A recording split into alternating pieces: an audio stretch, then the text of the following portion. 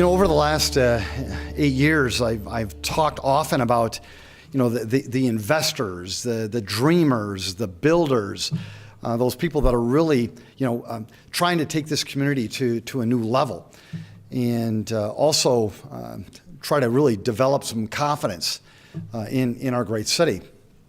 And it is all about confidence, Sioux Falls. It is all about confidence, South Dakota.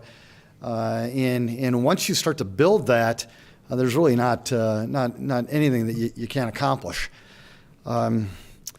We've had some great times in December and January over the years when we've talked about these record breakers involving development and construction.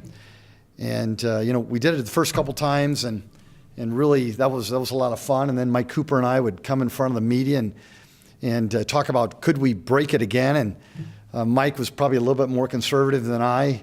But yeah, we felt that we could, and then we did a third year, and then a fourth year. And Sioux Falls, I'm here to announce to you today, very, very proudly, that the city of Sioux Falls has just broken the city's construction record for a 5th straight year. Good job, man.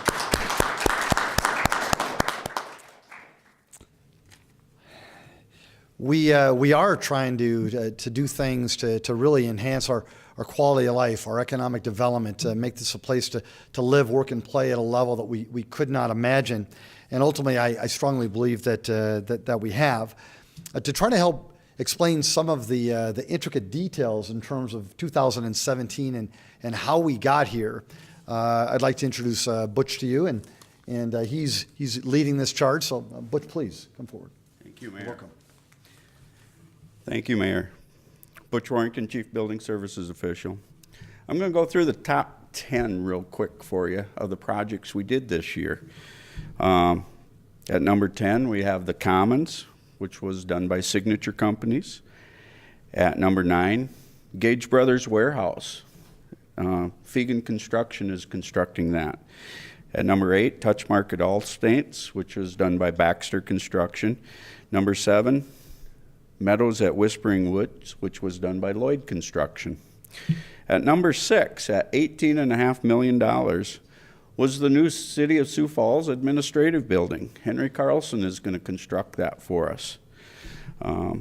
At number 5, at $21 million, is Spring Creek Luxury Apartments, and Samuelson Development is going to go through that one with us.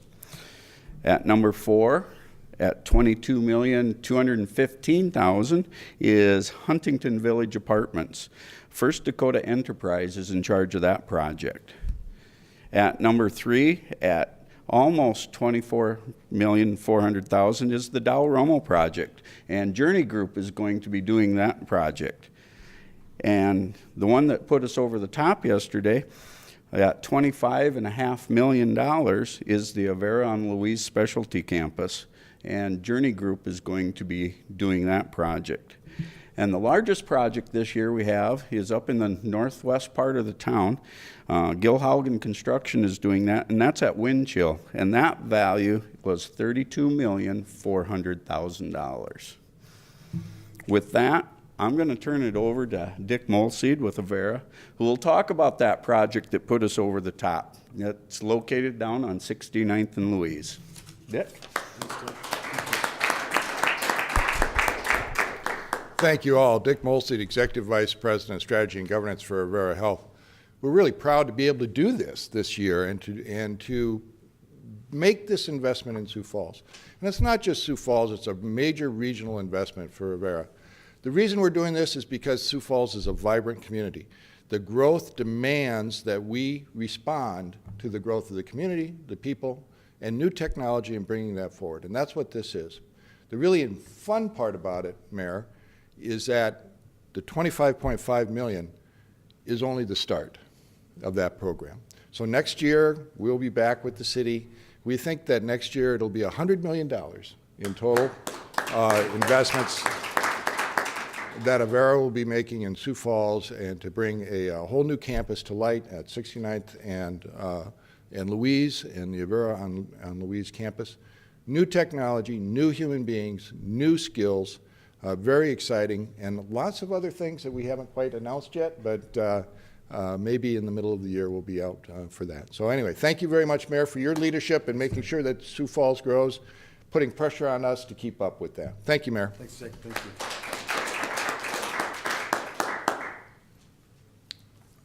Mike Cooper, Planning and Building Services. If we could turn these last two charts around. Again, I want to start out by congratulating Avera. When you first announced your big project this year, it was pretty awesome. And now to see it start to come to reality is even more awesome. So as a reminder, again, the numbers that we're giving you today are still preliminary. For the Avera project specifically, it includes the footing foundation and then just issued the shell yesterday afternoon. So a lot of these other numbers could potentially change by the end of the year. We are going to come back in next month with a more end of the year wrap up, and that's when we'll be presenting some of our new demographics, including our new population estimate. That's always kind of fun to roll out. But I just want to reflect a little bit today because as the mayor said, I'm always the conservative one. I'm not the one that's going to be making predictions. And come when we get together in January, we'll talk about 2018, but it's going to be good. So just a little bit about what has happened this year. Let's start out with just the housing portion of the numbers. When you look at the lower right-hand corner, this year, again, has been a strong year for housing. We came off 2016 with a record year of new housing permits, new housing units of about 2,700. And everybody says, well, how many more apartments are we going to build? And this year we're still seeing strong demand for multifamily. But when you look at the number, it's almost a 50-50 split between single-family townhome and then the rental units. So we're starting to see gradually increased demand for home ownership. And you're starting to see that trend around the country as well, that people are not only looking for rental units, but they're also looking for that ownership opportunity. So that's something that we'll be watching for even greater numbers for 2018. So people are coming here to live, but they're also coming here to work. And a couple of the big projects that are on the list this year, the wind chill with Foundation Park, another big announcement that rolled out of a major manufacturing park. And wind chill is the number one project coming out of that in gangbusters. So as we look into 2018, don't be surprised if there's going to be other similar developments out there. And then Gage Brothers. Gage Brothers made the decision to reinvest in Sioux Falls with a brand new state-of-the-art plant. And that's on the northeast side of the city limits. So you have two major manufacturing investments, which provides more jobs, and it provides more assistance for other kinds of development. And then finally, with Avera and with our new administration building that will be opening next year, services. People come here because we have the best services around, whether it's healthcare, financial, and with our new government administration building, it's going to be of great improvement with the way that we can provide services to the community. So that to me is really the highlights of 2017 so far, and I'm going to go into that in more detail in January, but to kind of give a wrap up today before we open up to you, I'm going to turn it back to Mayor Huther, and congratulations again, Mayor. Thanks, Mike. Thank you Okay. so much. Thank you. Folks, before we wrap up this press conference and go to the questions, I did have one final thing that I wanted to try to express to not only the people of Sioux Falls, but also to the people of this region, which is really, really important for us. We need this region to do well. And yes, of course, we're also going to be cheering on all of South Dakota as well. And here's the message. The message is, please, Sioux Falls, future leaders, this region around our great city, and yes, the state of South Dakota, please don't let the anti-development, the anti-investment, the anti-change, the anti-risk dialogue, don't let that permeate your town or your city. or your state. Don't let that happen. What I found over the last 8 years is that there are those folks that they're vocal, they're passionate, they're certainly organized, but oftentimes they are truly the minority, as well as they're not what the folks in that town, city, or state or region what ultimately people want. At the same time, and I respect this journey that I'm on with the media. One thing too that I think we need folks to understand is that the media has a responsibility, and that is to cover these folks that are vocal. They are loud, they are organized, they are passionate.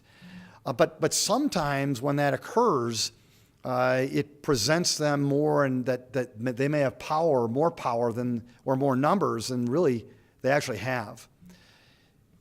If you allow that dialogue, if you allow that to really take hold in your city or your town or your state,